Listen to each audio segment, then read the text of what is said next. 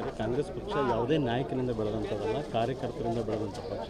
ಯಾರೂ ಕೂಡ ನಮ್ಮಿಂದ ಅಧಿಕಾರಕ್ಕೆ ಬಂದಿದೆ ಅಂತ ಹೇಳ್ಬಾರ್ದು, ಕಾರ್ಯಕರ್ತರು ಆ ರೀತಿ ಮಾತಾಡಬಾರ್ದು.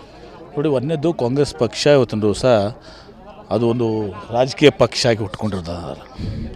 ಸ್ವತಂತ್ರ ಹೋರಾಟ ಸಲುವಾಗಿ ಹುಟ್ಟಿದಂಥ ಒಂದು ಸಂಘಟನೆ. ಮಲ್ಲಿಕಾರ್ಜುನ ಖರ್ಗೆ ಸಾಹೇಬರು ಹೇಳಿದ್ದು ಸತ್ಯ ಇದೆ.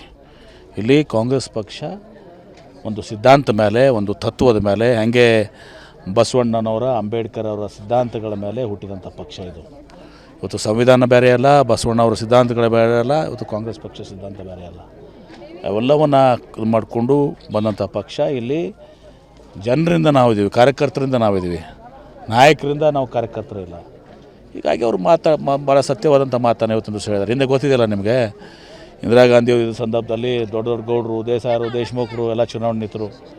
ಅವ್ರ ವಿರುದ್ಧ ಸಾಮಾನ್ಯ ಜನ ಇವತ್ತು ದಿವಸ ಚುನಾವಣೆ ನಿಂತು ಗೆದ್ದರು. ಏನು ತೋರಿಸ್ತದೆ ಅಂದರೆ ಸಂಘಟನೆ ತೋರಿಸ್ತದೆ.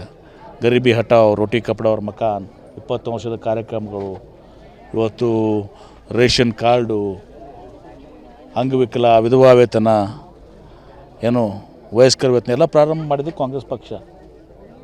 ಮಹಾತ್ಮ ಗಾಂಧಿ ರೋಜ್ಗಾರ್ ಯೋಜನೆ, 70,000 ಕೋಟಿ ರೂಪಾಯಿ ರೈತ ಸಾಲ ಮನ್ನಾ ಮಾಡಿದ್ದು ನಮ್ಮ ಮನಮೋಹನ್ ಸಿಂಗ್ ಇದ್ದಾಗ. ಇದೆಲ್ಲವೂ ಕಾಂಗ್ರೆಸ್ ಆಧಾರ ಹಿಡ್ಕೊಂಡು ಎಲ್ಲವೂ ಕಾಂಗ್ರೆಸ್ ಪಾರ್ಟಿದಿಂದ ಆಗ್ಯದ.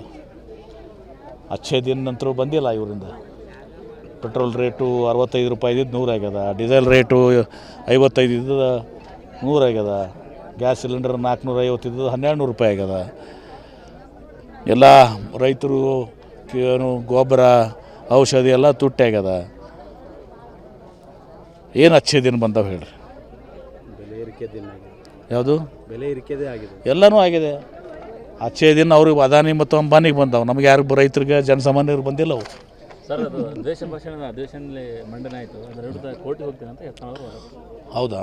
ಅಂದ್ರೆ ದ್ವೇಷ ಭಾಷಣ ಮಾಡ್ತಾರೆ ಅಂದಂಗಾಯ್ತಲ್ಲ ಅವರು. ಕೋರ್ಟಿಗೆ ಯಾರು ಹೋಗ್ತಾರೆ? ಯಾರು ದ್ವೇಷ ಭಾಷಣ ಮಾಡೋರು ಹೋಗ್ತಾರೆ.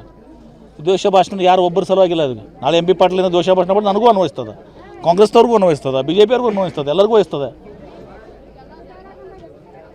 ಇವ್ರಿಗೆ ಯಾವುದೇ ಒಂದು ಜನಾಂಗವನ್ನು ಬೈಯುವಂಥದ್ದು, ಯಾವುದೇ ಒಂದು ಧರ್ಮೀಯರನ್ನು ಬೈಯುವಂಥದ್ದು, ಬುರ್ಕಾ ದಾಡಿ ಬರಬೇಡ್ರಿ ನಮ್ಮ ಆಫೀಸ್ಗೆ ಅನ್ನೋದು, ಮೊಹಮ್ಮದ್ ಪೈಗಂಬರ್ ಅವ್ರು ಬೈಯೋದು, ಯಾರನ್ನು ಬಿಟ್ಟಾರ ಹೇಳ್ರು? ಎಲ್ಲರಿಗೂ ಬೈದಾರ. ಮತ್ತು ಅವ್ರಿಗೆ ಅಂಜಿಕೆ ಇರುವುದೇ. ಕೋರ್ಟಿಗೆ ಹೋಗಲಿ, ಕೋರ್ಟ್ನಾಗ ಎತ್ತನು ಸೇಳು ಅಂತ, ಕೋರ್ಟ್ನಾಗ ಲಿಸ್ಟ್ ಕೊಡ್ತೀವಿ, ಇವ್ರದೇ ಊಟ ಲಿಸ್ಟ್ ಕೊಡ್ತೀವಿ ಬೇಕಾರೆ. ಹೇಳಿದ್ದಾರೆ. ಕಾಂಗ್ರೆಸ್ ಪಕ್ಷ ಯಾವುದೇ ನಾಯಕನಿಂದ ಬೆಳೆದಂಥದ್ದಲ್ಲ, ಕಾರ್ಯಕರ್ತರಿಂದ ಬೆಳೆದಂಥ ಪಕ್ಷ. ಯಾರೂ ಕೂಡ ನಮ್ಮಿಂದ ಅಧಿಕಾರಕ್ಕೆ ಬಂದಿದೆ ಅಂತ ಹೇಳ್ಬಾರ್ದು, ಕಾರ್ಯಕರ್ತರು ಆ ರೀತಿ ಮಾತಾಡಬಾರ್ದು. ನೋಡಿ, ಒಂದನೇದು ಕಾಂಗ್ರೆಸ್ ಪಕ್ಷ ಇವತ್ತಿನ ದಿವಸ ಅದು ಒಂದು ರಾಜಕೀಯ ಪಕ್ಷ ಆಗಿ ಹುಟ್ಕೊಂಡಿರೋದು. ಸ್ವತಂತ್ರ ಹೋರಾಟ ಸಲುವಾಗಿ ಹುಟ್ಟಿದಂಥ ಒಂದು ಸಂಘಟನೆ. ಮಲ್ಲಿಕಾರ್ಜುನ ಖರ್ಗೆ ಸಾಹೇಬರು ಹೇಳಿದ್ದು ಸತ್ಯ ಇದೆ.